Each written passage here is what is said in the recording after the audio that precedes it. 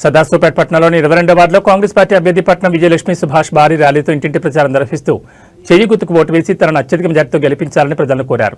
ఈ సందర్భంగా అభ్యర్థి పట్నం విజయలక్ష్మి సుభాష్ మాట్లాడుతూ ఈ నెల 11 జరగబోయే మున్సిపల్ ఎన్నికల్లో వార్డు ప్రజలు తనను ఆదరించి గెలిపిస్తే వార్డులో నెలకొన్న సమస్యలను పరిష్కరిస్తారన్నారు. ముఖ్యంగా వార్డులో మౌలిక వసతుల కల్పన కృషి చేస్తామని TPCC working president Jagga Reddy, TGIIC chairman Nirmala Jagga Reddy సహాయ సహకారాలతో వార్డును అభివృద్ధి చేస్తారని హామీ ఇచ్చారు. ఈ కార్యక్రమంలో మాజీ బీసీ కార్పొరేషన్ డైరెక్టర్ పట్నం సుభాష్, కాంగ్రెస్ నాయకులు, కార్యకర్తలు, మహిళలు పాల్గొన్నారు.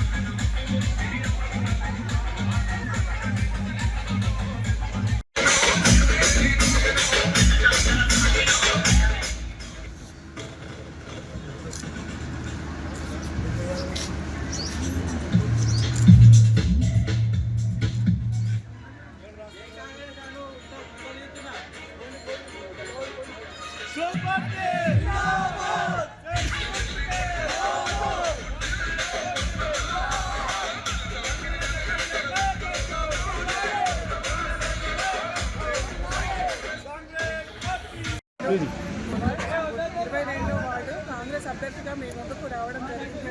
దయచేసి మీ అందరూ కూడా నాకు ఓటేసి ఆశీర్వదిస్తారని ఆశిస్తున్నాను.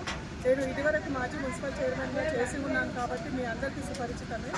అయితే నా భర్త పట్నం సుభాష్ గారు ఇదివరకు కాంగ్రెస్ పట్టణ అధ్యక్షులుగా పనిచేయడం జరిగింది. గతంలో జగ్గారెడ్డి గారికి కుడిభుజంగా ఉండి ఆయన ఎన్నో సేవా కార్యక్రమాలు నిర్వర్తించడం జరిగింది.